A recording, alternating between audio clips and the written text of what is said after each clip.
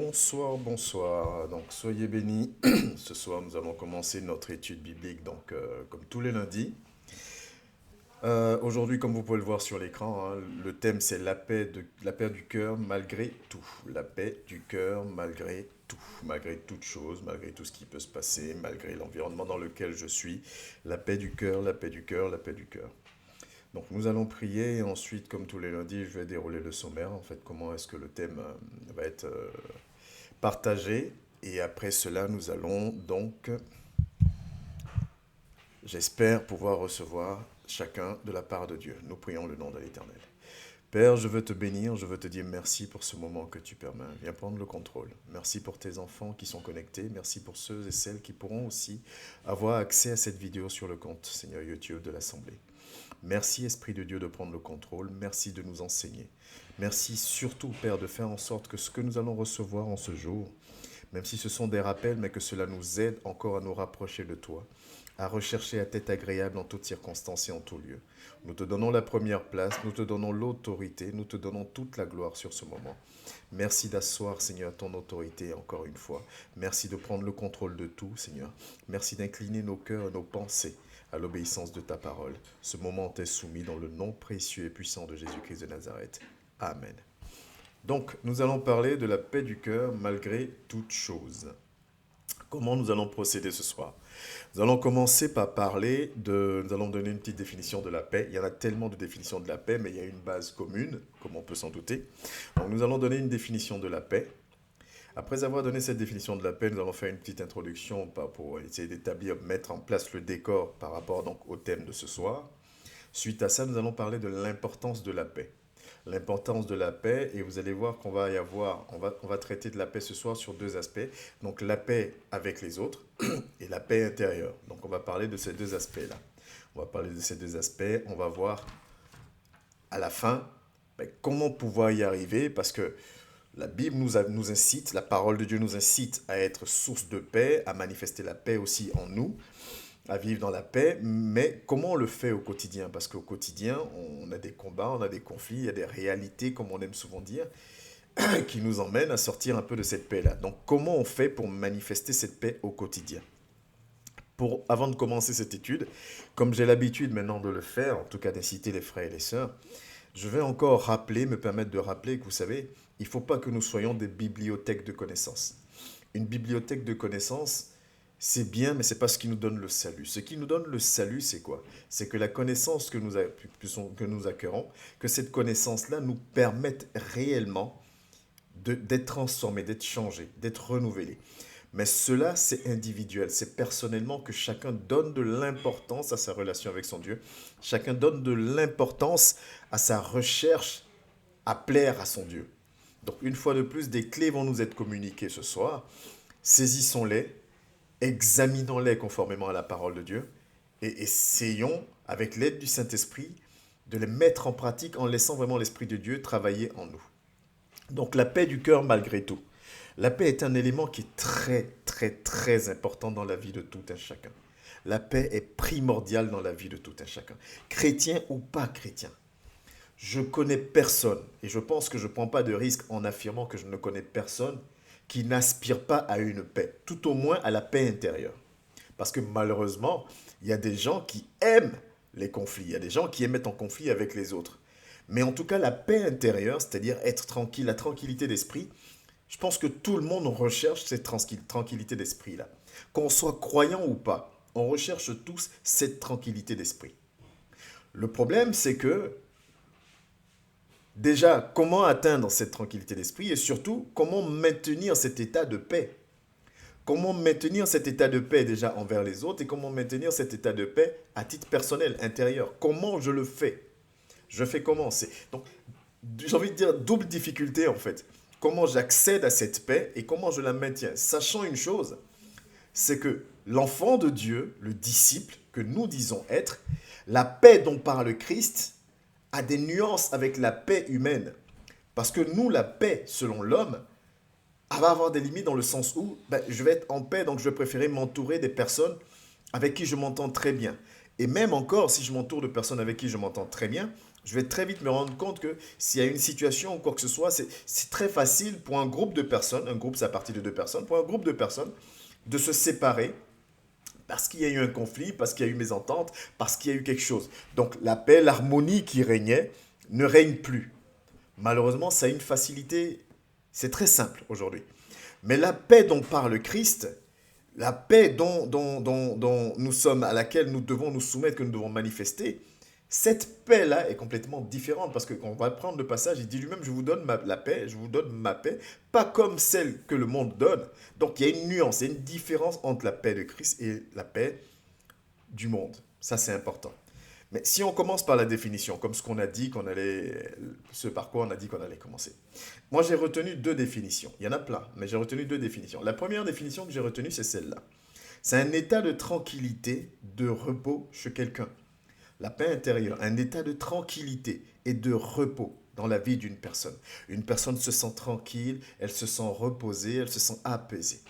La deuxième définition, c'est l'état de quelqu'un qui jouit d'un calme intérieur, pardon, d'une tranquillité d'âme. Donc la paix, c'est l'état d'une personne qui jouit d'un calme intérieur, d'une tranquillité d'âme. Mais vous allez, il y a pas mal de définitions aussi que je n'ai pas forcément retenues là. Et ces définitions-là vont mettre en lumière une chose. Vont mettre en lumière, vont faire allusion à l'environnement dans lequel on va par exemple parler de pays en paix.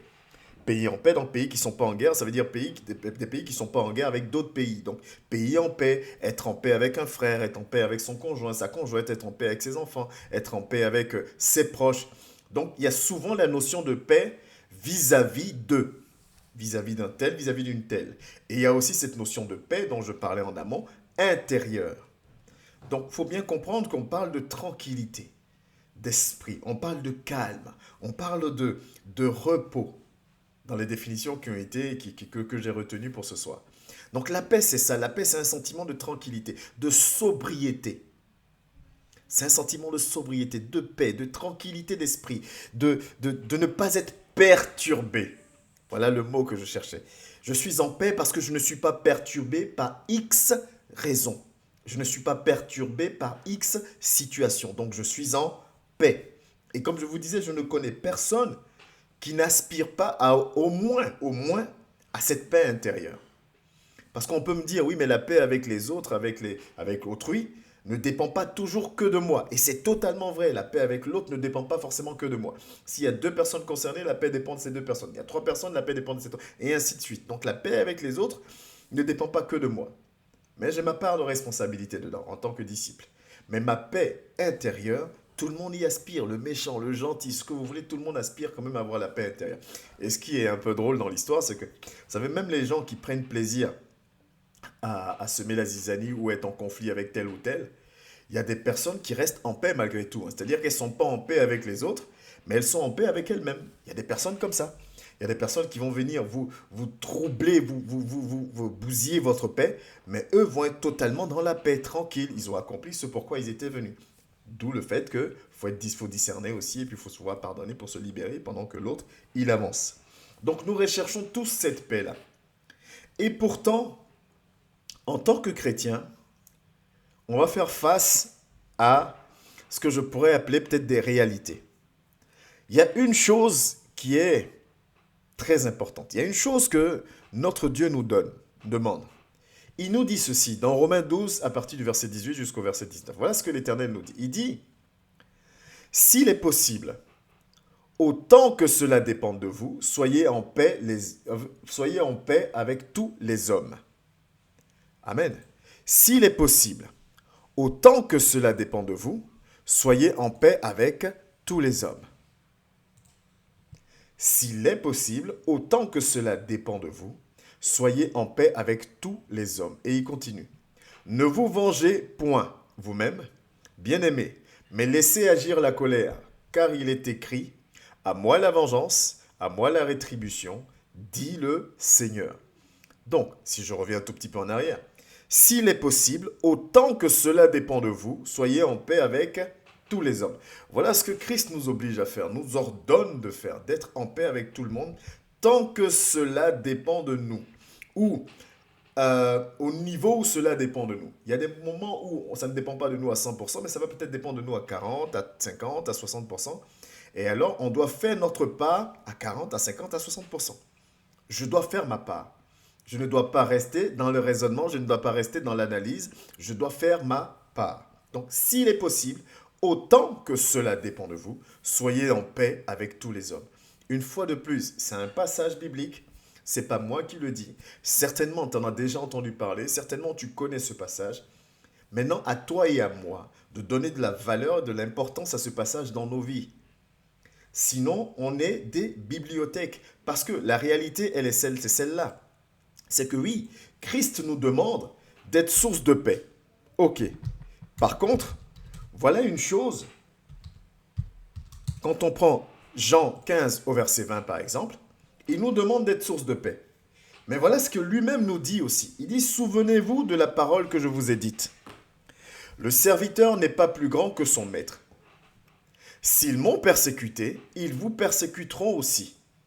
S'ils ont gardé ma parole, ils garderont aussi la vôtre. Donc, Dieu nous demande, il nous demande autant que cela dépend de nous, d'être source de paix.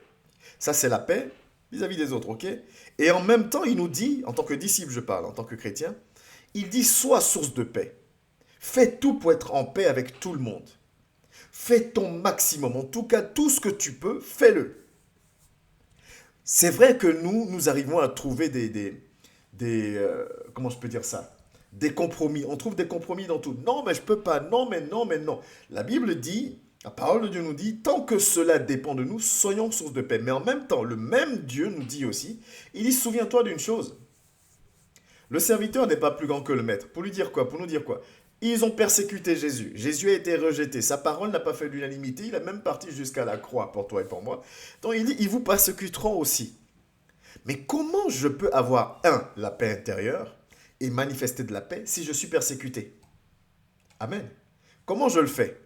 Et en plus de ça, comment je le fais alors que, regardez, quand on prend 1 Pierre 5 au verset 8, comment je peux être source de paix ou avoir la paix en moi alors que la parole de Dieu me dit dans 1 Pierre 5 verset 8, soyez sobres, veillez, votre adversaire le diable rôde comme un lion rugissant, cherchant qui dévorer. Donc, Rabbi, ce que tu me dis, c'est que je dois avoir la paix. Tu me dis, je dois être en paix avec tout le monde. Ok. Sachant que toi, ils t'ont persécuté, donc ils me persécuteront aussi. Sachant que l'ennemi rôde comme un lion rugissant pour me voler ma paix, me voler ma quiétude, pour me détruire. Sachant cela, il faut que je sois quand même en paix. Encore un dernier passage. Quand on prend Jean 20, 12, il nous dit ceci. Jérémie, pardon. Excusez-moi. Jérémie nous dit ceci. L'Éternel des armées éprouve le juste. Il pénètre les reins et les cœurs. Je verrai ta vengeance s'exercer contre eux, car c'est à toi que je confie ma cause. Ce qui nous intéresse, c'est la première phrase, la première partie. L'Éternel des armées éprouve le juste. En gros, je résume un peu pour qu'on ait vraiment le contexte qui soit posé. On est toujours dans l'introduction. En tant que disciple, toi comme moi, comprenons bien, j'insiste dessus parce que donner un enseignement pour le donner, franchement, ça ne sert à rien. Écouter un enseignement pour l'écouter, ça ne sert à rien. Si j'écoute un enseignement, si je le donne, parce qu'il ne faut pas être dans le fait ce que je dis, ne faites pas ce que je fais, je ne peux pas écouter, connaître, prendre connaissance d'un enseignement sans rechercher la transformation. Sans prendre cet enseignement, le calquer à ma vie, pour que cet enseignement transforme quelque chose en moi, pour que je sois plus connecté à mon Dieu, pour que je sois plus en phase avec lui, pour que lui soit agréable. Sinon, ça ne sert à rien. Donc, je permets de répéter pour poser le décor. Toi et moi, notre Dieu, notre Père, notre Seigneur, notre Sauveur, celui en qui nous avons choisi de croire, il nous dit, autant que cela dépend de toi, sois source de paix avec tout le monde. Clair, sans ambiguïté. Il n'y a pas besoin d'avoir un appel, d'avoir une révélation, d'avoir un don de l'esprit pour le comprendre. Il dit, sois en paix, autant que cela dépend de toi, sois en paix avec tout le monde. Il dit aussi que comme lui, il est la paix, il est la source, c'est la paix, donc on doit être en paix nous-mêmes, on doit être en paix. Vous connaissez le passage qui dit, soyez toujours joyeux. On ne peut pas être joyeux si on n'est pas en paix. Ok. Donc il nous dit ça, mais en même temps, il nous dit aussi certaines choses. Il dit, ok, Je vous demande d'être en paix et d'être en paix, d'avoir la paix intérieure et d'être en paix avec tout le monde. Mais en même temps, n'oubliez pas une chose. Ils m'ont persécuté, ils vont vous persécuter. Premier élément déjà qui fait qu'on ne peut pas être en paix.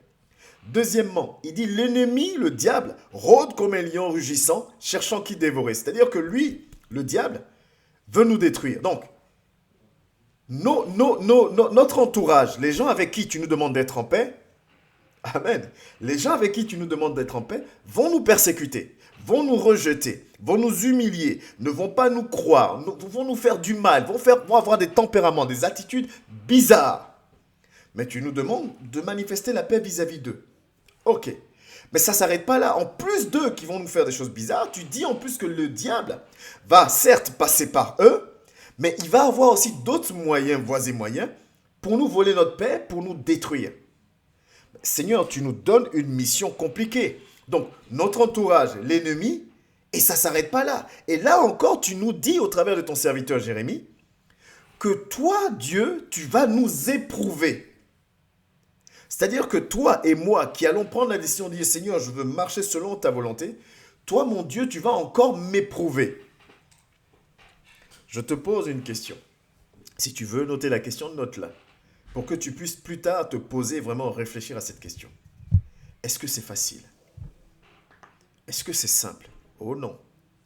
Dieu nous donne l'ordre d'un côté d'être en paix nous-mêmes et d'être en paix avec nos proches. Notre entourage, ou les personnes qui l'emmènent, qui nous emmènent, qui nous envoient. Amen. Mais lui-même nous dit, au travers de sa parole, vous allez être persécutés. J'ai été persécuté, vous allez être persécutés. Lui-même nous dit, le diable est énervé et il rôde, il cherche qui il va dévorer. Lui-même nous dit, au travers de son serviteur, moi-même Dieu, j'éprouve aussi le juste. C'est-à-dire que je vous mettrai face à des situations pour voir comment vous allez réagir, pour voir quelle réaction vous allez avoir. Ok. Pourquoi je pose le décor dans ce sens-là? Parce que je veux faire ressortir deux éléments importants. Le premier élément, la paix dont parle Dieu a une importance. Si Dieu nous demande d'avoir la paix, alors que nous allons vivre toutes ces choses, ça veut dire que c'est très important pour toi et pour moi d'avoir la paix du cœur malgré tout. On ne met pas en garde quelqu'un en lui donnant un élément si cela n'est pas important. On ne dit pas à quelqu'un, garde toujours auprès de toi ton arme. Parce que là où tu vas, il y a des bandits qui sont révoltés, il y a plein de choses, on t'attend de pied ferme là-bas. Ça veut dire quoi? On te dit en quelque sorte que l'arme que tu as est très importante. Donc quand il nous incite à la paix et qu'il nous met en garde par rapport à tout ce qu'on va vivre et toutes ces choses, les passages qu'on a pris qui vont venir, et encore c'est quelques passages qu'on a sélectionnés, qui vont venir pour nous ravir notre paix, pour nous voler notre paix, pour nous pousser au raisonnement, parce que il faut que les choses changent en chacun de nous, parce que nos raisonnements, nos justifications, nos compromis dans lesquels nous rentrons, devant les hommes peuvent passer, devant Dieu, lui, non, parce que lui sonde les cœurs. Et si toi et moi, nous prenons le temps d'écouter, de méditer, de prier, d'être présent ou d'essayer de le servir, c'est parce que quelque part, même pas quelque part, nous voulons totalement que nos noms restent gravés là-bas. Donc faisons les choses bien, faisons nos violences. Il nous montre là que la paix qu'il nous demande de manifester, la paix du cœur que nous devons avoir, elle est importante, elle est primordiale, elle a une importance énorme dans nos vies. Elle est importante parce qu'il nous met en garde. Il dit, voilà ce à quoi vous devez vous attendre. Mais vous, gardez votre paix et soyez en paix. Mais malheureusement, aujourd'hui, qu'est-ce qu'on constate? Si on est honnête, si on est honnête. Ça, la question revient toujours. Encore faut-il être honnête avec soi-même. Quand il y a quelqu'un dans l'assemblée, où il y a quelqu'un qui nous fait quelque chose, où il y a des situations qui se passent, on n'a plus la paix. Et on va justifier notre attitude. Et le fait qu'on perde notre paix va nous pousser à prendre des décisions qui, des fois, nous en sommes conscients, ne sont pas de Dieu. Mais on va réussir à trouver un passage ou une explication qui montre qu'on a raison de le faire. Ou des fois, on n'a pas d'explication, mais on choisit simplement de dire « Oh, ne m'embêtez pas ». C'est comme ça, point, un point, un trait. Pas de problème, on ne t'embêtera pas. Mais ce soir, ce message, cette exhortation, cette étude est donnée pour ceux et celles qui ont envie de dire « J'entends, je saisis et il faut que ça fasse quelque chose en moi ». Et moi, ma prière, c'est que tous soyons dans le deuxième cas de figure. Parce que la paix dont parle Dieu a une importance énorme. Et là, nous allons commencer à parler de l'importance de la paix, réellement. Mais la paix, je vous ai dit, on va la scinder en deux. La paix par rapport avec tous et notre paix intérieure. On va commencer à la paix avec notre entourage. Amen. Je ne peux pas parler de l'importance d'être en paix avec mes proches, d'être en paix avec mon frère et ma sœur. Je ne peux pas parler de l'importance de ce type de paix-là sans parler de l'importance de la mission. Je ne peux pas, c'est pas possible de parler de l'importance de la paix, de l'importance d'être en paix avec mon frère, de l'importance d'être en paix avec ma sœur, et pas une paix selon l'homme, la paix selon Dieu, c'est-à-dire la paix où il n'y a plus rien dans le cœur, le cœur est libéré. Je ne peux pas parler de l'importance de ce type de paix sans rappeler l'importance de la mission que toi et moi avons. Pas que moi, pas que les personnes établies, pas que les personnes qu'elle appelle, toi et moi, nous avons une mission. Et cette mission, je la résume toujours en disant, c'est une mission de sauvetage. Elle consiste à sauver le plus grand nombre. La mission que j'ai consiste à sauver le plus grand nombre.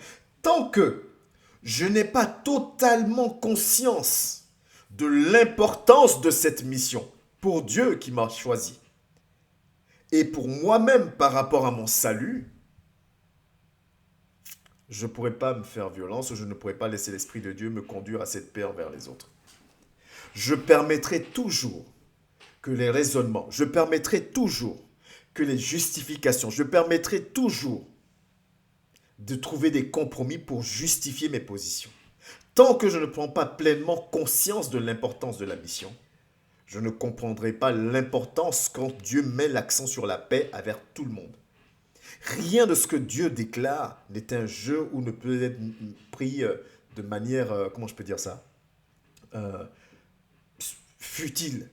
Tout ce que Dieu libère a une importance dans notre vie, dans notre marche. Il faut que j'en prenne conscience. Il faut que chacun de nous en prenne conscience. Quand on parle de vrais adorateurs, de véritables changements, c'est des personnes qui comprennent, qui prennent conscience de ça. Est-ce que c'est facile? Non. Si c'était facile, tout le monde le ferait.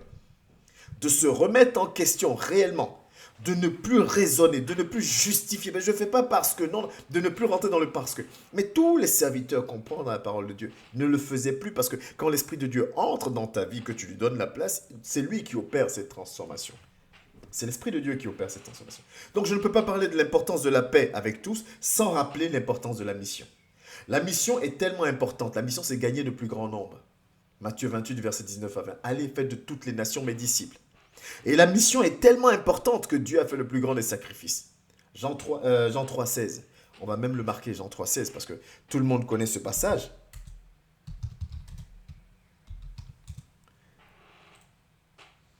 La parole de Dieu nous dit ceci. Car Dieu a tant aimé le monde qu'il a donné son Fils unique, afin que quiconque croit en lui ne périsse point, mais qu'il ait la vie éternelle. Et je te pose une question. Est-ce qu'en ayant fait un sacrifice aussi grand, aussi fort, aussi puissant, pour des personnes qui n'étaient pas dans une position méritante, c'est ça qu'il faut comprendre. Quand Jésus va à la croix, il ne fait pas l'unanimité.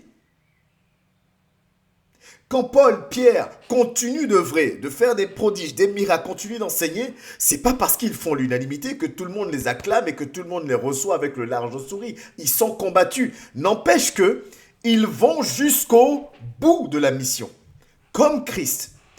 Est-ce que Dieu, le créateur de toutes choses, qui en un mot, en un claquement de doigts peut détruire toutes choses, accepte de faire un sacrifice vis-à-vis de ces créatures pour les ramener à leur position initiale? Vous pensez que cette personne qui est capable de consentir à un tel sacrifice acceptera qu'on minimise son sacrifice? Mais c'est ce que nous faisons tout le temps dans nos justifications. On minimise ce sacrifice-là. Cette mission que Dieu nous a donnée en nous choisissant est importante. Il faut que tu le comprennes. Cette mission nous dépasse. D'où le fait que Jésus dise dans Matthieu 16, « Celui qui veut venir après moi, qu'il renonce à lui-même. » Ça veut dire quoi? Comprends que il faut que tu donnes la priorité à ton appel. Il faut que tu donnes la priorité à ton Dieu. Cherchez d'abord, premièrement, le royaume des cieux. Il faut que je donne la priorité à mon Dieu. Parce que si ça, ce n'est pas clair dans mon esprit, si ça, ce n'est pas quelque chose qui est ancré en moi, que je laisse être ancré en moi, tout ce que je recevrai, comme même l'enseignement d'aujourd'hui, tout ce que je recevrai comme enseignement, ce sera juste de la connaissance supplémentaire qui ne changera rien. Parce que je serai toujours dans les raisonnements, je serai toujours dans les justifications. Je trouverai toujours une raison à mon attitude. On ne peut pas parler de la paix envers tous sans rappeler l'importance de la mission. La mission est importante. Ok, maintenant qu'on rappelle l'importance de la mission, ça veut dire quoi? Moi, je vous pose des questions simplement. De bon sens d'ailleurs. On est tous adultes et on vit tous dans un monde aujourd'hui, on a nos réalités.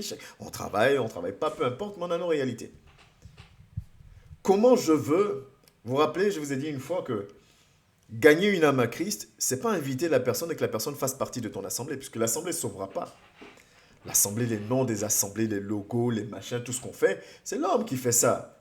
C'est intéressant, c'est bien, puis on vit dans une société où, quand tu crées une association cultuelle, il y a des statuts, il y a plein de choses. Ok, tu te crées une identité tant juridique que visuelle, que ce que tu veux. Pas de souci avec.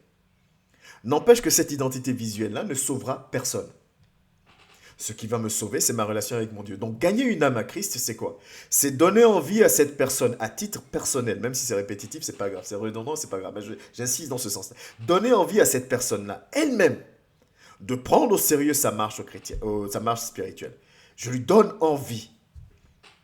Que je sois là, que je ne sois pas là. Qui est programme, qui n'est pas programme. Que la personne ait envie elle-même de s'asseoir. Il faut que je médite. Il faut que je prie. Ah, est-ce que ce que j'ai fait est agréable à Dieu? Quand tu arrives à donner, à inculquer cette envie, ce désir à un frère, à une sœur, alors tu l'as gagné à Christ. Alors là, il y a le ciel, il y a la fête dans le ciel. C'est ça, gagner une âme à Christ. C'est pas remplir les bancs de ton assemblée. Ça ne s'arrête pas là. Ok. Donc, si je dois donner envie à quelqu'un de prendre au sérieux sa marche chrétienne, comment je fais si je ne peux pas inspirer confiance à cette personne?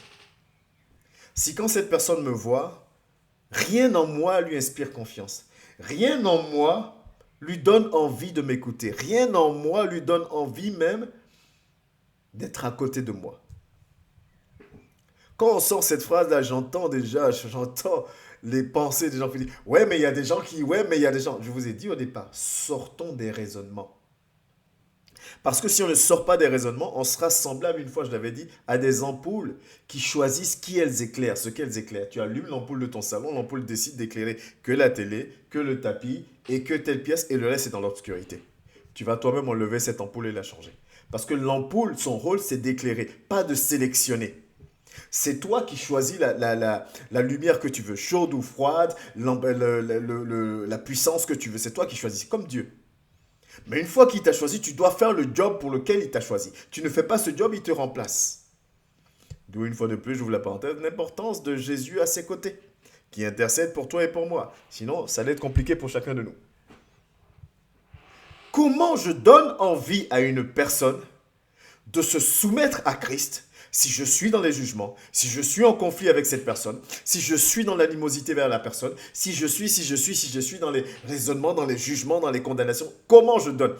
Si je suis en paix avec cette personne, si je suis en paix avec cette personne et qu'à ma paix, je greffe l'amour, je greffe la bonté, je greffe la maîtrise de soi, je greffe toutes ces choses-là, alors je commence par une chose qui peut être négligée mais qui est la plus importante. Je donne envie, j'inspire confiance, j'attire, je fédère autour de ma personne.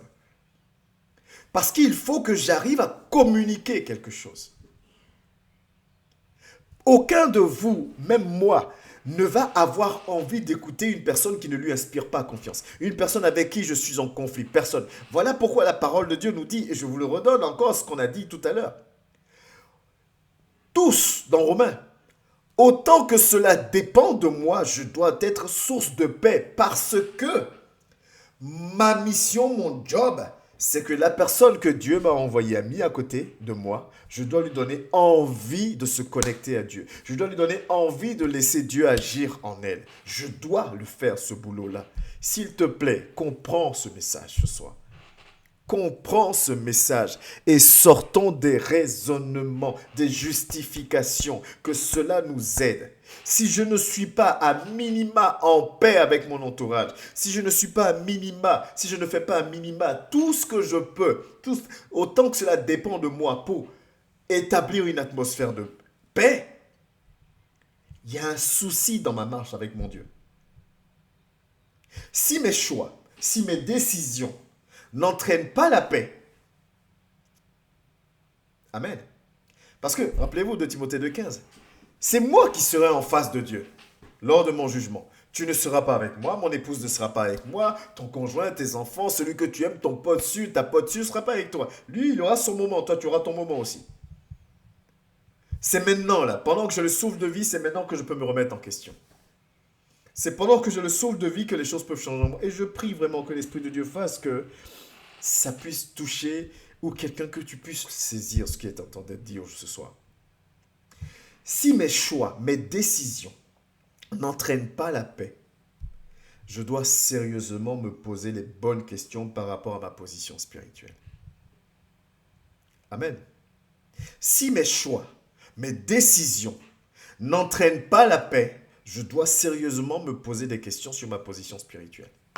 Rappelez-vous, on a dit quoi? On a dit de ne pas chercher notre propre intérêt.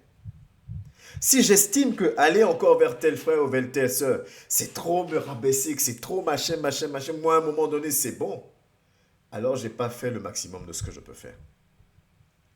Je dois me poser des questions sur ma position spirituelle. Parce que lui me dit d'être source de paix. Il me dit d'être source. Tant que le frère me donne la possibilité, c'est-à-dire dans sa présence, je vais faire en sorte. Je vais essayer. Ne m'écoute pas, méprise-moi, fais ce que je veux, mais moi j'ai un ordre. C'est de manifester, d'être en paix avec tout le monde. J'ai cet ordre-là.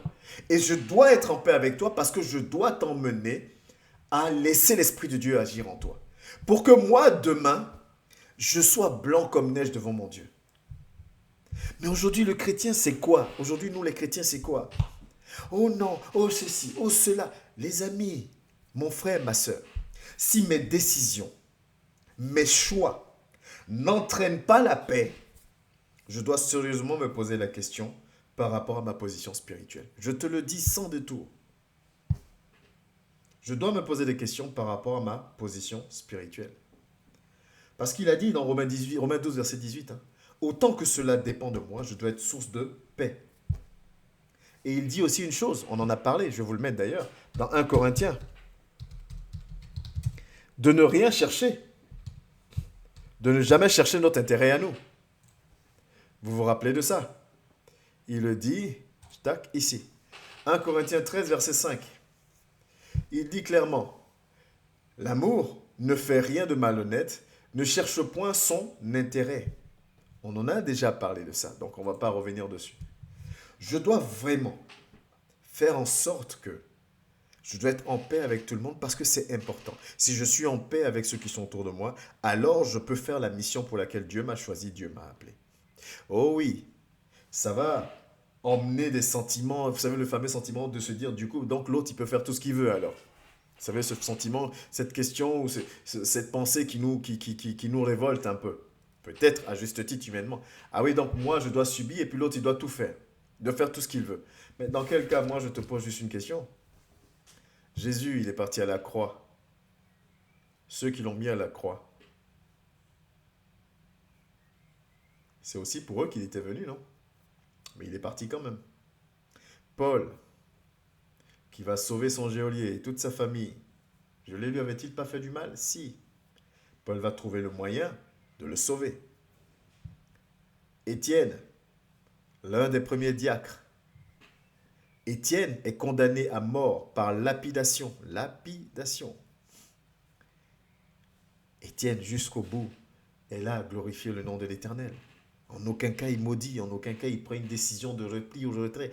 Tous les disciples, les 12 et tous ceux qui ont servi aussi n'ont pas connu. Regardez simplement comment ils sont morts. Vous voyez ce qui est triste aujourd'hui avec nous, les chrétiens 2.0, comme je nous appelle. Mais dans le nom de Jésus, je brise. Il faut que je commence à briser cela dans nos vies et que nous soyons vraiment de véritables disciples, conformément à Jean 4, verset 23. On n'est plus prêt à faire les sacrifices que ses serviteurs et ses servantes la faisaient à l'époque. Parce qu'on regarde à notre propre intérêt.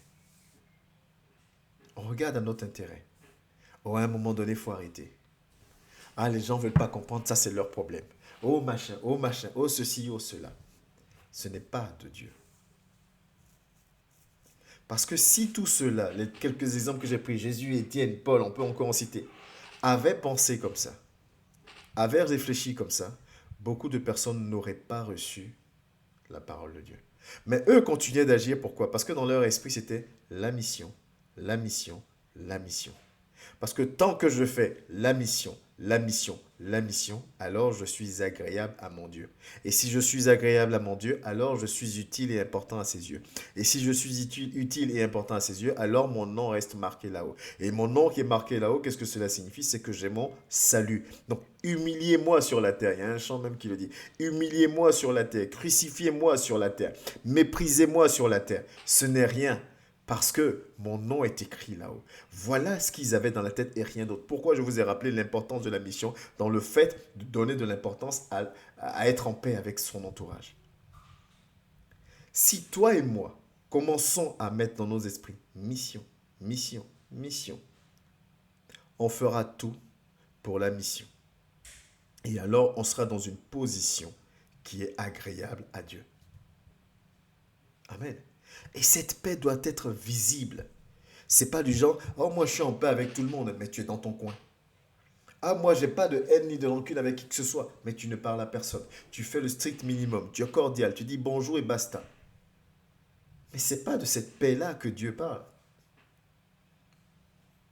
Voyez pourquoi on parle de violence, pourquoi lui-même dit qu'il y a beaucoup d'appelés, mais peu d'élus. Les élus ne rentrent plus dans les discussions, les élus ne rentrent plus dans les justifications. L'élu est la mission, mission, mission, mission. Et ce que je te communique me concerne aussi.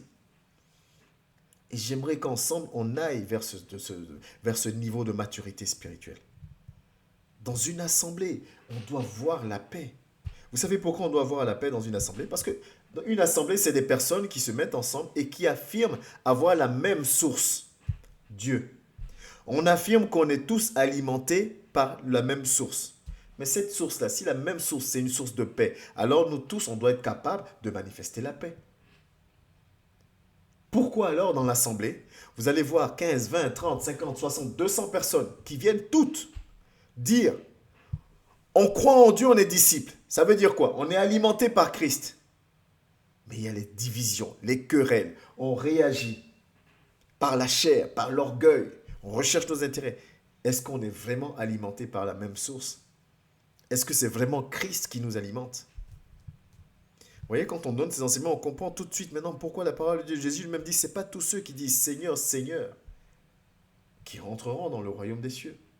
Il dit, c'est pas, tu auras beau guérir des malades, chasser des démons, donner même la moitié de tes biens. Si tu n'as pas l'amour, je ne t'ai jamais connu.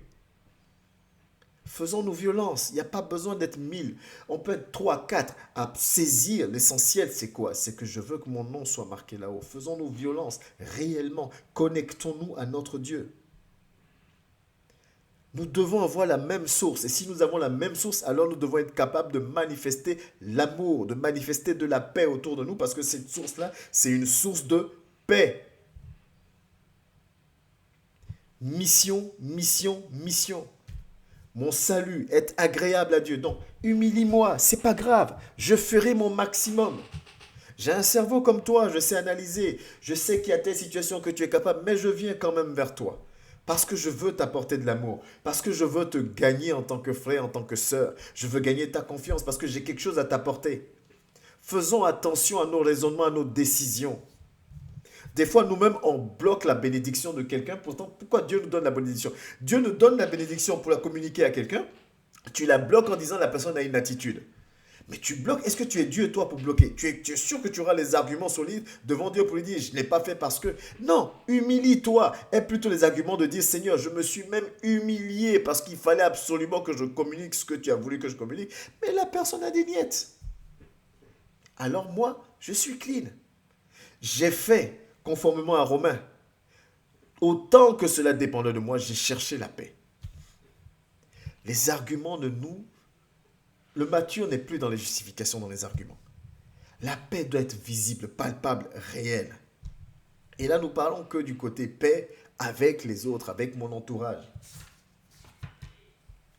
Amen. Côté paix avec mon entourage. Mais il nous incite aussi à avoir la paix intérieure. Il nous incite aussi à avoir la paix intérieure. Je vais vous afficher le passage.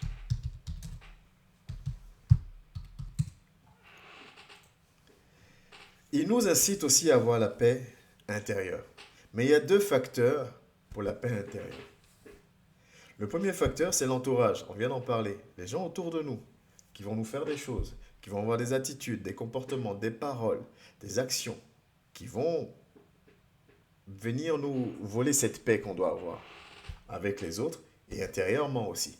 Parce que quand on te fait du mal, c'est difficile d'avoir la paix. Et il va y avoir le deuxième facteur, c'est moi-même. Moi-même, qu'est-ce que je choisis, comment je choisis de réagir, comment je choisis de garder ma paix en fait, comment je choisis de me comporter. Voilà ce que Christ nous dit dans Jean 14 au verset 27. Il nous dit ceci. Il dit, je vous laisse la paix, je vous donne ma paix. C'est important de bien comprendre. Je vous laisse la paix, je vous donne ma paix. Je ne vous donne pas comme le monde donne. Que votre cœur ne se trouble point et ne s'alarme point. Clairement là, Dieu nous parle de foi. Que votre cœur ne se trouble point et ne s'alarme point. Là, il ne parle plus là de paix avec les autres. Il parle de moi. Que je sois en paix. Que mon cœur ne se trouble. Rappelons-nous des définitions. La tranquillité d'esprit. Que mon cœur ne se trouble point et qu'il ne s'alarme point. Quel que soit ce que je vis, que ma paix intérieure soit préservée. Que ma paix intérieure soit préservée. Que ce soit ma priorité. Je pense peut-être que vous pensez déjà à Proverbe 4, 23, garde ton cœur plus que tout. On va en parler de ça. Jésus nous laisse sa paix parce qu'il veut que nous soyons en paix. Vous savez pourquoi, une fois de plus? Je vous ai dit au départ, quand on insiste sur un élément, c'est que ça a son importance. On a vu un peu l'importance d'être en paix avec tout le monde. On va voir l'importance d'être en paix intérieurement. Si je me présente devant le diable, si je me présente dans ce combat, dans cette guerre spirituelle, sans être en paix intérieure, je pars avec un gros désavantage. Oh oui, je pars avec un gros désavantage. Regardez dans 1 Pierre 5. Qu'est-ce que la parole de Dieu nous a dit? Soyez sobres, veillez. Ça commence par soyez sobres, soyez calmes, soyez en paix, soyez tranquilles. Vous voyez, la parole de Dieu ne se contredit jamais. Soyez sobres. Si je pars, si le diable qui rôde comme un lion rugissant, cherchant qui dévorer, tombe en face de moi et qui me trouve pas sobre, pas en paix, pas calme, pas tranquille, je pars avec un sérieux désavantage. Déjà que lui n'est pas venu pour rigoler, je pars avec un sérieux désavantage. Je n'ai rien à gagner à être déjà désavantagé vis-à-vis de lui. Rien. Donc je dois chérir ma paix. Là, on parle de l'importance de la paix intérieure. Si je pars devant l'ennemi dans ce combat, dans cette mission, alors que je ne suis pas en paix, je suis désavantagé parce que la moindre situation va m'ébranler. La moindre situation va me perturber. La moindre opposition va me pousser dans mes retranchements, dans les compromis, dans les actions, dans les décisions pour me protéger. Je suis désavantagé. Et deuxième point, c'est que si je n'ai pas la paix intérieure, je ne peux pas être source de paix avec quelqu'un d'autre. Une personne qui n'est pas en paix ne peut pas manifester de la paix extérieurement. Et ça, qu'on le veuille ou non. Amen. Si je ne suis pas en paix, je ne peux pas être source de paix. Si je ne suis pas en paix, je ne peux pas rechercher. Si je suis blessé, soyons honnêtes, si je suis blessé, est-ce que j'ai envie même d'avoir encore un contact avec la personne qui m'a blessé? Non. Mais si je suis en paix, ça ne me dérangera pas d'être avec quelqu'un. Ça ne me dérangera pas d'être même vis-à-vis de quelqu'un qui ne m'aime pas ou qui me calomnie ou qui m'insulte parce que je suis en paix. Donc ce que tu fais ou tes actions ne m'importent plus, ça ne me touche plus. Je rigole, je rigole pas pour me moquer. Je rigole dans le sens où ma mission, ça ne m'empêche pas de faire ma mission. Oh mon frère et ma soeur, comprends ce que je te dis ce soir. Au-delà de comprendre, saisis. Si je n'ai pas la paix, vous voyez, on me parle souvent de discernement. Tous ces éléments-là, ça permet de discerner, pas de juger l'autre, mais de discerner moi-même ma position spirituelle. Si les agissements encore d'un frère, d'une sœur m'énervent, me volent ma paix, je dois me poser des questions sur mon niveau de maturité spirituelle. Mais regardez Paul, regardez Pierre, regardez tous ceux qu'on aime, dont on aime parler de de la vie. Là. On lit, tout le monde médite. Regardez-les. Vous pensez vraiment qu'ils s'arrêtaient au rejet, au ceci, ou à cela, pour voler leur paix? Paul dit quoi? J'ai appris à vivre. Dans l'abondance comme dans le manquement. Dans la paix comme dans... J'ai appris, je suis bien, je suis zen. Parce que je sais en qui j'ai mis ma confiance. N'est-ce pas le passage qu'on a lu dans Jean 4, 27? Que votre cœur ne se trouble point. Soyez calme. C'est une marque de foi. Et c'est une occasion pour chacun de nous, à titre personnel, de discerner où il doit travailler, où elle doit travailler, comment je dois monter, comment je suis. Mais ne restons pas là dans l'autosuffisance, c'est-à-dire moi je sais que non, tu dis toi tu sais, mais tes actions, tes réactions, ton cœur blessé montrent que tu n'es pas au niveau où ces choses ne t'atteignent plus. Combien de personnes aujourd'hui ne sont plus capables d'aller vers un frère, d'aller vers une sœur, parce que le frère a blessé, parce que la sœur a blessé, parce que tel a un comportement, parce que tel a eu des choses à dire, machin truc. Alors que Dieu dit d'avoir la paix en moi et de pouvoir être en paix avec tout le monde. Combien de personnes ne peuvent plus le faire, ne peuvent pas le faire? C'est un manque de maturité. Il faut que nous entendions ces choses pour que ça crée un déclic en nous, pour qu'on puisse grandir. Beaucoup de choses doivent glisser sur nous. Mais quand je dis glisser sur nous, ce n'est pas juste du bout des lèvres.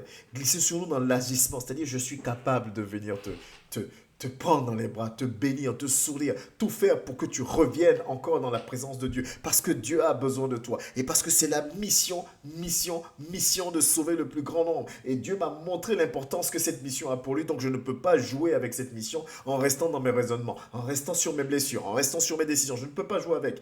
Parce que cette mission est importante pour lui. Et c'est pour ça qu'il ne rigolera pas au dernier jour quand il me demandera des comptes sur mes actions. Amen. Et si je ne suis pas source de paix, ce qui se passe, c'est quoi? C'est que je désobéis à la parole de Dieu, en Romains. Il a dit, si je ne le suis pas, je désobéis. Et c'est quoi la désobéissance à la parole de Dieu? C'est un péché. Vous voyez, quand on parle de péché, on parle de vol, mensonge, assassinat, adultère, ce genre de choses. Mais désobéir à la parole de Dieu, c'est un péché. Et c'est là où l'ennemi aussi, j'ouvre la parenthèse, arrive à nous avoir des fois. Oh, moi, je ne vole pas. Oh, moi, je ne mens pas. Oh, moi, je ne fais pas ceci. Oh, moi, je ne tue pas. Moi, j'ai tué personne. Oh, moi, j'ai jamais critiqué qui que ce soit. La vie des gens ne m'intéresse pas dans le sens où je dénigre pas, je fais pas ceci, donc je suis bien. Non. Quand il dit, si tu n'es pas source de paix, tu désobéis à sa parole, tu pêches. Je pêche. Si je ne fais pas mon maximum pour établir la paix avec mon frère alors qu'il m'a ordonné de le faire, je pêche parce que je désobéis à sa parole. Ne nous laissons plus avoir, on n'est plus des enfants. C'est pour ça que Paul dit, mais là, on n'a plus le temps d'être encore au lait. On doit rentrer dans les choses dures. Les choses dures, c'est ça, c'est ce qu'on est en train de dire maintenant. On doit rentrer dans les choses dures. Vous devez on doit être capable maintenant de comprendre ces choses dures, ces éléments où l'ennemi nous maintient encore, avec subtilité. On doit comprendre ça et dire, hey, c'est bon, stop, j'en ai marre de ça. Je ne veux plus de ça. Je veux monter. Je veux ceci. Je veux mon salut. Je veux mon nom écrit. Donc, la mission de Christ, la mission de Dieu, la mission de Dieu, la mission de Dieu. Je m'y soumets, je m'y soumets, je m'y soumets. On doit le faire. On doit le faire. Ok, je parle de l'importance d'être en paix. Tout ça, c'est bien beau. Je fais comment concrètement? Amen. Je fais comment concrètement? Ok, ce que tu dis, docteur Clément, c'est bien beau. J'ai envie. Mais pour être en paix moi-même, je fais comment concrètement? Parce que comment je fais alors que là, je vis ça, on me dit ceci, mais je fais comment concrètement? Face aux différentes situations, je fais comment? Face aux agissements de mon frère, des gens autour de moi, je fais comment concrètement pour garder ma paix? Trois axes. Ce soir, je veux juste te donner trois axes. Peut-être que par tes méditations ou par ton approfondissement, tu en trouveras d'autres. Si tu en trouves d'autres, mets-le en commentaire ou partage-le avec nous. Mais moi, je veux te donner trois points. Le premier point, c'est le renoncement de soi. On va en parler en détail. Je vous donne les points, mais on va parler en détail. Le renoncement de soi dans le sens où la mission devient prioritaire par rapport à moi-même, je ne cherche pas mes intérêts. On va entrer en détail. Le deuxième point, c'est que je me protège. Je dois me protéger. On va parler aussi de comment je me protège. Et le troisième point, je change ma perception des choses. Je change ma perception des choses. 3 points. Renoncement de soi. Je me protège et je change ma perception des choses. Honnêtement, si tu les notes et que tu rentres dans la parole et que tu médites, tu verras que ça va t'aider au quotidien. Vraiment, ça va t'aider au quotidien. Il y a tellement de choses qui avant m'atteignaient et qui ne m'atteignent plus. Il y a encore des choses qui m'atteignent. Ça me montre qu'il faut que je grandisse encore. Mais il y a tellement de choses aujourd'hui qui ne m'atteignent pas et je bénis le nom de l'Éternel pour ça. Parce que ces 3 points-là, il les travaille au quotidien dans ma vie. Je veux qu'on travaille ces points au quotidien dans ma vie. Il y a encore des choses, énormément de choses qui m'atteignent encore, de situations qui m'atteignent encore, mais de moins en moins, et je bénis le nom de l'Éternel. C'est ce qui doit être notre partage à tous. Ça doit être notre partage à tous. Aujourd'hui, par la grâce de Dieu, on peut venir me dire que tel m'a insulté, m'a traité de tous les noms. Et demain, je vais voir cette personne en connaissance de cause et je vais rigoler avec la personne, la prendre dans mes bras, lui parler, quoi que ce soit, sans arrière-pensée. Et je bénis le nom de l'Éternel pour ça. Mais oui, il y a encore des situations, des choses où il faut que je travaille. Je ferme la parenthèse. Le premier point, je vous ai parlé du renoncement de soi. Mais je vais essayer de le prendre vraiment dans un aspect simple. Le renoncement de soi dans le sens où la mission est prioritaire. La mission est prioritaire. Dans ce sens-là. Ce n'est plus moi qui importe. C'est plus mon honneur, ma dignité qui importe. C'est la mission qui importe. La mission. Renoncement de soi. Et je vais approfondir un peu ce que je vous disais tout à l'heure parlant du discernement. Vous savez, ce n'est pas une question de juger qui que ce soit. La clé que je vous donne ce soir, c'est pour l'utiliser à titre personnel. La parole de Dieu dit, ta parole est une lumière à mes pieds, une lampe sur mon sentier. On parle de moi d'abord. Il faut arrêter,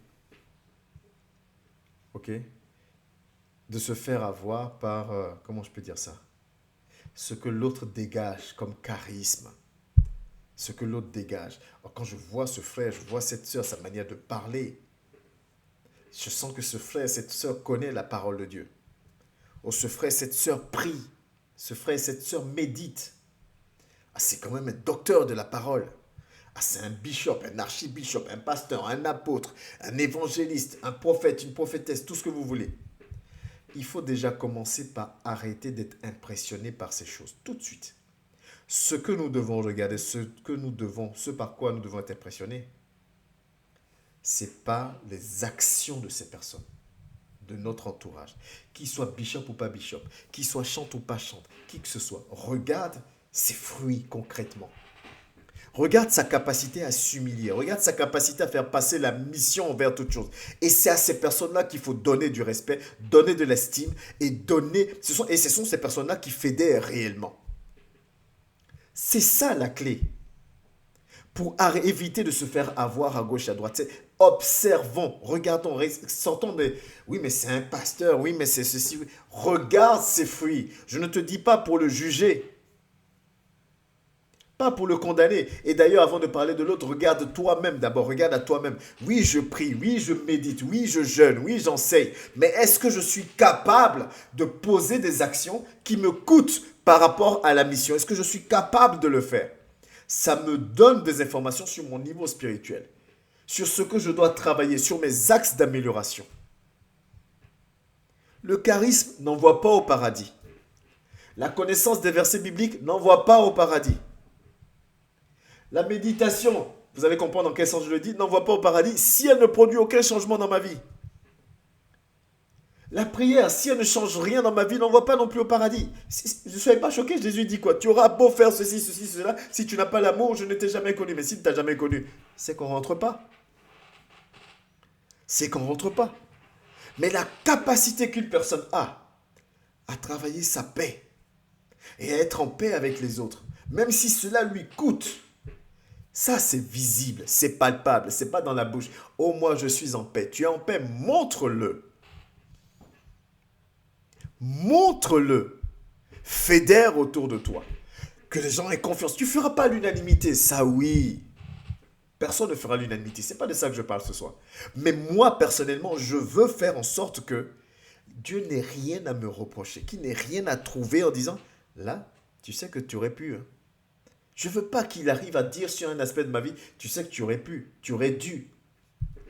Parce que s'il me dit, tu sais que tu aurais pu, tu aurais dû, ça veut dire que je ne l'ai pas fait. Sinon, il m'aurait dit, félicitations de l'avoir fait.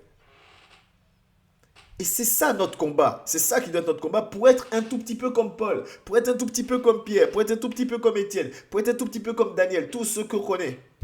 C'est ça notre combat. Sortons montons, soyons matures spirituellement, comprenons ces choses, épousons ces choses et laissons ces choses entrer dans nos vies. Sans ce renoncement, c'est-à-dire sans le fait de faire passer la mission avant ma propre personne, il est impossible, ce qui est important, de comprendre que je ne peux pas passer aux autres étapes, c'est-à-dire se protéger et changer ma perception des choses. Si je ne fais pas ce renoncement de soi, si je ne comprends pas que la mission est plus importante, je ne peux pas passer aux autres points. Vraiment, nous devons vraiment reconnaître ce renoncement de soi. Regardons simplement nos attitudes, nos paroles, nos pensées, pour nous rendre compte, est-ce que le renoncement de soi est total ou pas. S'il n'est pas total, ce n'est pas la fin du monde. Gloire à Dieu, on est dans le temps de grâce. Je vais encore bosser, je vais encore prier, je vais encore me soumettre, parce qu'il faut que je monte, parce qu'il faut que ce renoncement soit total, il faut que ce soit visible, il faut que ce soit palpable. Je veux mon salut, je veux ma place. Je disais encore, je crois que c'était hier, je disais même, c'est égoïsme, mais c'est égoïsme dans le bon sens. Parce que je t'aime par égoïsme en fait. Je t'aime parce que je sais qu'en t'aimant selon ses conditions à lui, mon nom est écrit. Donc qu'est-ce que je recherche en gros? Je cherche mon salut. Je fais tout, je me laisse humilier par toi parce que je veux toucher ton cœur. Mais je veux toucher ton cœur pourquoi? Parce que je cherche mon salut. Agissons dans ce sens-là. Agissons dans ce sens-là. Ça va nous faire arriver à notre deuxième point. Je me protège. Je me protège. Amen. Proverbe 4, 23. Garde ton cœur plus que toute autre chose, car de lui viennent les sources de la vie. Si je ne me protège pas, si je ne protège pas ma paix, je ne peux pas communiquer de la paix. Si je ne communique pas la paix, je n'obéis pas à la parole de Dieu. Si je n'obéis pas à la parole de Dieu, je pêche. Si je pêche, je ne lui suis pas agréable. Si je ne lui suis pas agréable, je n'ai pas mon salut. Je dois me protéger. Je renonce à moi-même, je mets la mission en priorité. Quand je fais ce travail, ce premier point-là, maintenant, je commence à me protéger. Pourquoi? Je me protège parce que je fais attention à ce qui me remplit. Amen. Je fais attention à ce qui me remplit. Je fais attention aux sentiments qui sont en moi, aux sentiments qui naissent en moi. Parce qu'en faisant attention aux sentiments qui naissent en moi, je fais aussi attention à mes actions. Vous voyez, on prend le problème et une fois de plus, c'est l'ennemi qui nous ment, qui nous trompe. On se concentre sur nos actions. Comment je serai capable de prier? Comment je serai capable d'aimer? Comment je serai capable de pardonner tout? Comment je serai capable de... On se trompe. On doit plutôt prendre le problème dans ce sens de dire, je vais faire attention à ce qui rentre en moi. Quand je fais attention à ce qui est en moi, quand c'est l'amour qui est en moi, que je le veuille, que je ne le veuille pas, c'est de l'amour qui va sortir. Amen. La preuve, c'est quoi? Quand quelqu'un est vraiment heureux, quand une personne est heureuse, a appris une nouvelle ou quelque chose que tu attendais depuis longtemps vient d'arriver et que ton cœur est rempli de joie, on ne te demande pas pardon, ton visage sourit, tu es content, tu es contente. Parce qu'en toi, c'est la joie. Donc ton corps tout entier manifeste la joie. Si tu es là pour dire, mais comment je vais être joyeux, est-ce qu'il faut que je rie? Tu seras dans le mensonge. Mais si c'est la joie qui est dans ton cœur, tu travailles, tu gardes en sorte que ce soit la joie qui t'anime, la joie sera manifestée. C'est comme ça que nous devons agir. C'est pour ça que je dis, quand je ne suis pas capable d'aimer tel frère ou d'aller vers tel frère alors que ceci, ça veut dire que je ne l'ai pas en moi. Et si je ne l'ai pas en moi, gloire à Dieu, dans le temps de grâce, je dois travailler pour l'avoir en moi. Parce que quand je vais l'avoir en moi, je pourrai le faire. Oh, ça ne m'enlèvera rien de t'envoyer un message. Ça ne m'enlèvera rien de t'appeler. Mon objectif, c'est de te gagner à Christ. Que tu me considères ou pas, ça m'enlèvera rien. Parce qu'en moi, j'ai l'amour pour toi, en moi, j'ai la mission pour toi. Et je me protège pour que je sois rempli de bonnes choses. Mais rempli de quoi? Rempli de quoi? Rempli du Saint-Esprit. Mais le fruit de l'Esprit, c'est l'amour, la joie, la paix, la patience envers les autres, envers nous, envers les situations de tous les jours, faire confiance en Dieu, la bonté, la bénignité, bénignité et la fidélité. Je fais attention à ce que ces choses-là soient en moi. Amen. Je fais attention à ce que ces choses-là soient en moi. Je garde mon cœur pour que ces choses-là soient en moi. Parce que quand elles sont en moi, alors c'est ce que je vais exprimer. Tant qu'elles sont en moi, alors c'est ce que je vais manifester. Tant qu'elles sont en moi, c'est comme ça que je me comporterai. Tant que j'aurai la paix en moi, je manifesterai de la paix et je serai donc en paix avec ceux qui sont autour de moi, qui accepteront cette paix. Mais je ne serai pas répréhensible par rapport à une action, une parole, une pensée devant mon Dieu. Amen. Je fais attention, je garde mon cœur parce que je dois être capable de demeurer dans l'obéissance malgré tout. Je dois être capable de demeurer dans l'obéissance malgré tout. Donc je fais attention. Mais je fais comment? Concrètement, en faisant attention aux choses qui m'entourent un minimum. Ça veut dire quoi? Vous savez, marchait avec énormément de gens. Il va en appeler 12. Il sélectionne ceux qui vont faire partie, on va dire, de sa garde rapprochée. Et dans sa garde rapprochée, Jésus va faire une chose. Il ne va pas fonctionner par affinité. Il va fonctionner par capacité. Parce que l'objectif, c'est de former des disciples. Il aimait Jean, mais il établit Pierre à la tête de l'Église. Ce n'est pas une question d'affinité. Si on marche dans l'assemblée par affinité, il y a un problème. Oh, comme c'est mon mari, donc je lui confie ceci. Oh, comme c'est ma femme, donc je lui confie ceci. Comme c'est mon enfant, je lui confie. Non, c'est pas comme ça que ça fonctionne avec Dieu. Jésus aimait Jean. La Bible dit clairement. Jean était son disciple préféré. Pierre faisait pas l'unanimité parmi les 11 autres. Mais c'est à Pierre qu'il confie l'œuvre parce qu'il sait qu'en Pierre, il a équipé Pierre des capacités pour. Donc, je fais attention un minimum aux choses qui m'entourent pour me protéger. Je fais attention. On avait une fois parlé de ça. L'amour, c'est pas forcément fusionnel. L'amour fusionnel, ça c'est humain. Je t'aime, mais peut-être que je ne vais pas te parler de mon intimité ou ce genre de choses. Mais je serai là pour toi. Dans l'amour, dans le sens où je ne soupçonne point le mal, on connaît déjà ce passage et tout le reste. Je dois faire attention à ce qui m'entoure. Je dois m'entourer, d'où l'importance aussi de la communion fraternelle. C'est-à-dire dans l'église, normalement, on doit être avec des frères et sœurs qui ont la même vision que nous. Donc on se protège, on est entouré de personnes qui voient les choses comme nous. On se soutient mutuellement, on s'encourage mutuellement à avancer. On marche dans la même direction. Je fais attention. Parce que la Bible dit quoi? Heureux celui qui ne marche pas en compagnie des moqueurs. Ça veut dire que faire attention un minimum de ton entourage, de ceux qui sont dans ton quotidien, de tes proches, de ceux-là qui peuvent t'alimenter consciemment ou inconsciemment. Tu dois faire attention, ça fait partie de ce fait de se protéger aussi. Un autre point, je me protège en restant conscient de ce à quoi je m'expose. Ah oui. Si je suis conscient de ce à quoi je vais faire face, je me protège. Si je sais que quand je sors, il pleut, qu'est-ce que je vais faire?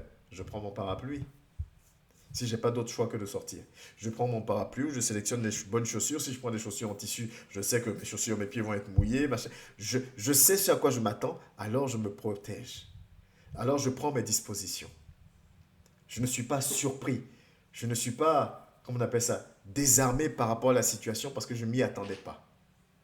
Il nous a dit, on l'a lu, il dit vous allez être persécutés. Donc quand la persécution vient, je suis préparé et je m'attendais à ça.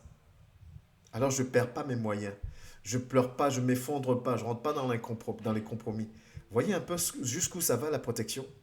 Le simple fait de lire Proverbe 4, 23. Je suis conscient. Il ne nous a pas menti. Il a dit, vous allez être combattus. J'ai été combattu, vous allez être combattus. Il a dit que le diable rôde comme un lion juste. Il a dit que même lui met encore des épreuves sur notre route. Si je suis conscient de ça, alors, si je suis conscient de ces choses-là, alors, je me protège. Parce que je m'attends à ça. Donc mes réactions ne seront plus démesurées, mes réactions ne seront plus n'importe comment. Mes réactions seront conformes à ce que Dieu me demande parce que je m'attends à ça. Il m'a averti. Je ne perdrai pas ma paix parce qu'un tel vient m'insulter. Je m'attends à ce qu'on m'insulte. Je ne perdrai pas ma paix parce qu'un tel ne me considère pas. Je m'attends à ce que tous ne me considèrent pas. Je ne perdrai pas ma paix parce que je suis trahi. Je m'attends à ce que certains me trahissent. Je ne perdrai pas ma paix parce que telle situation dure. Je m'attends, il m'a dit, de faire foi, de faire preuve de persévérance. Je ne perdrai pas ma paix parce que je m'y attends. Je me prépare. Je suis conscient. Je reste conscient. Il faut qu'on reste conscient et consciente de ce à quoi nous sommes. Nous allons faire face. Jean 15, 20, c'est ce qu'il a dit. Hein. Il dit de la même manière que... On va remettre le passage si vous voulez. Voilà le passage. Le serviteur n'est pas plus grand que son maître. S'ils m'ont persécuté, ils vous persécuteront aussi. J'en suis conscient. Je dois le garder à l'esprit. Et le fait d'en être conscient, vraiment, ça t'aide à maintenir, à chérir, à garder la bonté, la paix, l'amour. Parce que tu sais. Tu ne vas plus dire, mais je ne comprends pas comment je fais. Des gens que j'aime, que je soutiens, machin, tout. Non, tu t'y attends, tu es préparé. Donc tu continues, tu ne te décourages pas, tu continues. Parce que tu sais que ça doit arriver. Et tu sais, donc tu continues. Et tu vas même vers ceux qui te font encore du mal. La Bible dit quoi? Bénissez ceux qui vous maudissent. Donc je vais encore, je prie pour vous, j'essaie encore. Et si jamais la personne se laisse remplir du Saint-Esprit, j'ai gagné un frère, j'ai gagné une âme à Christ. Alors la mission, elle est remplie de A à Z. Et quand elle est remplie de A à Z, le ciel est dans le ciel est en fait. Et si le ciel est en fait, c'est que mon Dieu est favorable, il est content de moi. Alors je suis utile, je deviens important à ses yeux, je deviens la prunelle de ses yeux. Parce que je me fais violence. Parce que j'avance malgré tout. Le troisième point pour nous aider à garder notre paix intérieure, à nous protéger, c'est de pouvoir faire une auto-analyse régulière avec humilité et sagesse. Ce que nous ne faisons pas souvent, malheureusement. Nous devons être capables. Tu dois être capable. Je dois être capable. À la fin de la journée, dans la journée, quand ça se passe, je dis, là, ouais, là, je suis parti un peu. Parce que ça peut arriver. La Bible dit quoi? 7 fois juste ton bras se relève. Ça peut arriver. Oh, je suis trop blessé, donc vraiment là, je coupe tous les... Mais à un moment donné, je fais l'auto-analyse, je dis, ouais, d'accord, mais c'est pas ce à quoi Dieu m'attend. Seigneur, aide-moi, parce que la blessure, elle est là, aide-moi, parce qu'il faut que je reparte en mission. Il faut faire une auto-analyse régulièrement de nos actions, de nos paroles, de nos pensées. Il le faut. On ne peut pas avoir la science infuse, avoir toujours les bonnes actions, les bonnes paroles, les bonnes... Tout le temps, pas possible. Mais quand on prend conscience, quand on analyse, soit chrétien, un disciple qui est humble, fait son auto-analyse, souvent il regarde ses actions.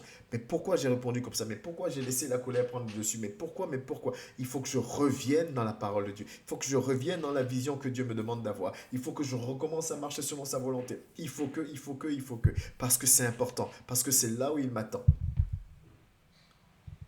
Donc pour résumer un peu le point de je me protège, 3 axes. Comment je fais pour me protéger? Je fais attention aux choses qui m'entourent. Un minimum. Je reste conscient de ce à quoi je m'expose. Il faut que j'en sois conscient. Parce qu'au moins, si j'en suis conscient, ça me prépare pour la suite. Troisièmement, je m'auto-analyse régulièrement, mais avec humilité et sagesse.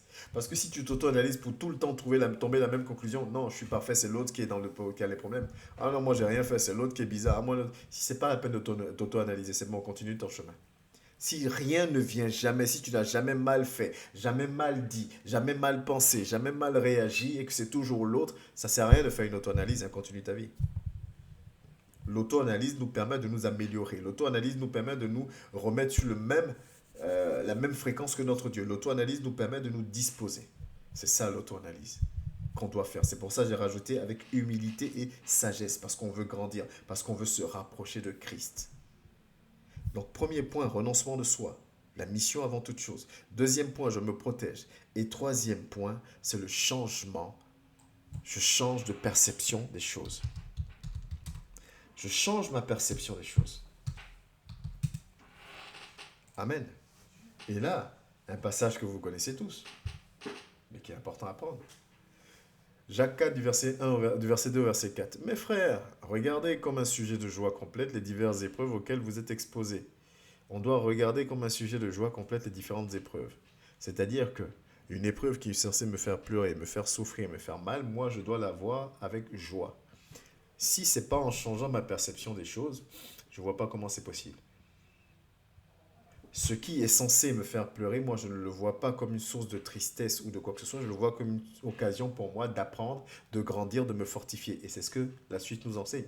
Sachant que l'épreuve de votre foi produit la patience.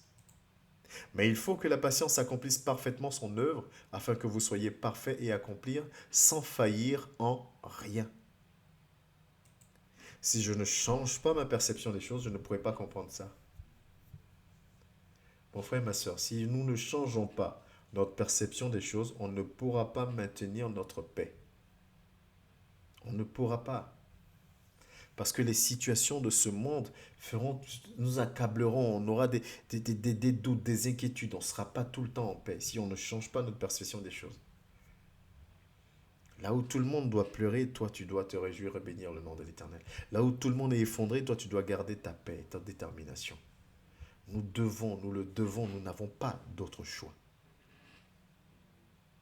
Et un passage aussi que vous connaissez bien. 1 Corinthiens 10, 13,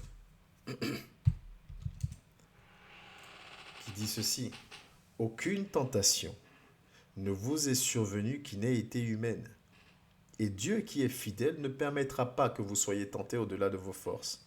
Mais avec la tentation, il préparera aussi le moyen d'en sortir, afin que vous puissiez la supporter. Je dis souvent, quand on prend ce passage, souvent on va penser aux épreuves ou ce genre de choses. C'est vrai. Mais il y a un aspect qu'on oublie. Même les gens que Dieu envoie à côté de toi. Même les gens que Dieu envoie te côtoyer. Dieu sait ce qui les anime. Dieu sait la maladie qu'ils ont dans le sens où Dieu sait leur niveau spirituel, leurs faiblesses, leurs axes d'amélioration. Dieu le sait, il les envoie vers toi. Si tu crois, si tu changes ta perception des choses et que tu crois que la personne que Dieu a envoyée, mais il a envoyé en se basant sur ce passage-là, alors tu feras attention à ta réaction, tu feras attention à ta manière de parler à ce frère, à cette soeur, tu feras attention à tes actions vis-à-vis de ce frère et de cette soeur. Tu feras attention. Tu feras attention. Parce que tu ne sais pas. On met tout sur le compte du diable. Des fois, c'est Dieu qui permet. On l'a lu, Jérémie nous le dit, Jérémie 20, verset 12. Dieu éprouve le juste. Dieu peut envoyer une personne méchante ou bloquée ou je ne sais pas quoi à côté de toi pour voir ta détermination, pour voir si tu vas percer, si la mission est au-dessus, si tu as renoncé vraiment à toi, que tu mets la mission, si tu es capable de t'humilier pour tout faire pour récupérer ce frère, pour récupérer cette sœur. C'est ça le disciple, hein. C'est ça le vase d'honneur. Ce n'est pas nos discours que nous avons et puis nous sommes forts, ce n'est pas ça. Le vase d'honneur, c'est ça. Et moi, je considère, et je veux que tu considères que tous ceux qui t'entourent, tous ceux qui font partie de ta vie à un moment donné ou pour X temps, c'est Dieu qui le permet. 1 Corinthiens 10, 13, s'il le permet, il sait pourquoi. S'il envoie une personne vers toi, c'est qu'il a mis la capacité en toi de gérer cette personne. Même si de prime abord, tu vois que la personne ne veut pas, ceci, machin, truc, il a mis, cherche, aie la sagesse. Pleure auprès de ton Dieu. Seigneur, pourquoi tu as mis ce contact avec cette personne? Et en plus, pourquoi tu me révèles telle chose? Pourquoi? Donc, je crois que 1 Corinthiens 10, 13, j'ai quelque chose à l'apporter. Il faut que je l'apporte parce que mission, mission, mission. S'il faut que je m'humilie, je vais m'humilier. Mais mission, mission, mission. Je dois changer ma perception. Parce que si je change cette... Tu sais, je ne le prendrai plus pour moi concrètement. Donc, si je ne le prends plus pour moi, ton animosité ou ton opposition à moi, je ne le prends plus pour moi, je le prends plutôt en disant, c'est Dieu qui a permis, non, il sait pourquoi, donc je fais mon boulot. Alors, rien ne me vole ma paix. Rien ne me vole ma paix parce que c'est Dieu qui permet telle situation. Ok, donc il ne faut pas que ma paix soit volée. Ce message nous concerne tous. Nous ne devons pas être là à connaître la parole simplement. La parole doit nous enseigner et nous conduire toujours, toujours près de notre Père céleste. Nous avons besoin de lui. Tu as besoin de lui. Nous en avons besoin. La paix intérieure et la paix avec tous. Parce que ce sont ces éléments-là qui nous aident dans notre mission et qui nous permettent de lui être agréables. Vous voyez comment c'est important, c'est juste la paix malgré tout, oui, mais c'est pour ça que l'ennemi combat. L'ennemi ne veut pas que nous soyons sobres, en paix, joyeux. Il ne veut pas de ça. Il va semer la division dans l'église. Mais comme on n'est pas fort, affermi, on le laisse faire. Dans les couples, dans nos relations proches, dans nos vies de tous les jours. Il sème la division, l'animosité, les blessures, parce qu'il faut qu'il nous vole la paix. Parce qu'il sait qu'un homme, une femme qui est en paix, qui est sobre, c'est un danger pour lui. C'est quelqu'un qui ne peut pas avoir facilement parce que tu es sobre, tu es en paix. Il ne peut pas t'avoir. Jésus allait jeûner pendant 40 jours, 40 nuits. Le diable est venu. Jésus était serein, posé. Avec quoi le diable a tenté Jésus? Avec la parole de Dieu. Jésus est resté serein. Si je n'ai pas ma paix, je suis en danger vis-à-vis. Je pars avec un désavantage énorme. Et encore, quand je dis désavantage, c'est pour être gentil. Je pars perdant. Ma paix est la paix avec tout le monde. Vraiment que ce message, que cette étude nous aide à nous rapprocher de lui. Toi qui es connecté, qui m'entends, et toi qui auras l'occasion de voir cette vidéo, vraiment, fais l'effort. Fais-toi violence. Saisis cette parole. Pour conclure, Dieu est amour et il est source de paix. Si je dis qu'il est ma source, alors je dois me laisser remplir par lui.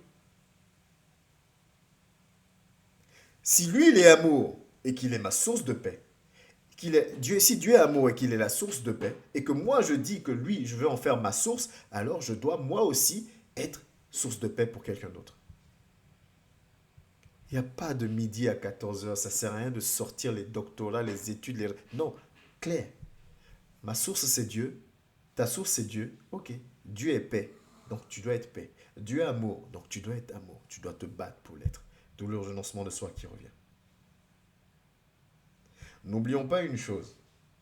Il y a 3 sources de révélation. Dieu, le diable et nous-mêmes. Donc les décisions que nous prenons par rapport à telle situation, ça peut venir de Dieu, ça peut venir du diable, comme ça peut venir de nous-mêmes aussi. C'est pour ça que je vous ai dit, si mes décisions, mes choix n'entraînent pas la paix, il faut que je me pose des questions sur ma position spirituelle. Parce que si ça vient de Dieu, ça va dans le sens de la paix. La paix dans le sens de gagner des âmes. La paix dans le sens de toucher le cœur et les vies. Pas la paix dans un sens détourné humain. Et la dernière phrase que j'ai envie de te laisser, et celle-là, j'ai même envie de la noter, c'est persévère,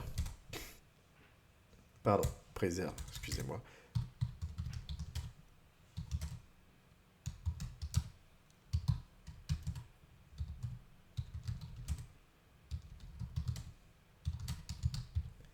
Ça va vous paraître bizarre, mais c'est ça. Préserve ta paix afin d'être source de paix. Préserve ta paix afin d'être source de paix, avec les différents éléments qui ont été donnés. On peut aller plus loin, mais l'étude durera des heures. Reprends simplement le message. Reprends simplement ce que nous avons dit. Approfondis avec les passages.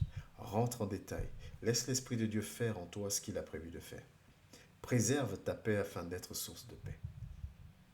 Quand tu es en paix, tu es capable de beaucoup de choses. Quand tu es en paix, tu es capable d'aller vers n'importe quel frère. Quand tu es en paix, tu es capable d'affronter quelque situation que ce soit. Parce que tu es en paix. Et tu peux être source de paix parce que tu es en paix. Mais si tu es affligé, blessé, énervé ou quoi que ce soit, tu ne peux pas être source de paix. Ma prière pour nous ce soir, c'est ça. Soyons source de paix. Préservons notre paix.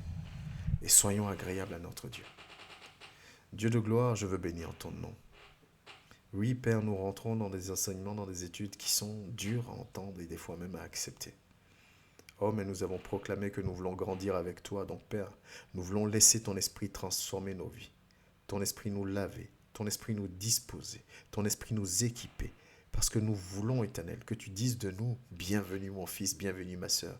Mais que tu ne dises pas de nous, arrière de moi, je ne vous ai jamais connu. Dans le nom de Jésus, je prie, Père, que ton esprit nous aide, moi, mon frère, ma sœur, qui entend cet enseignement, à se soumettre à ta parole.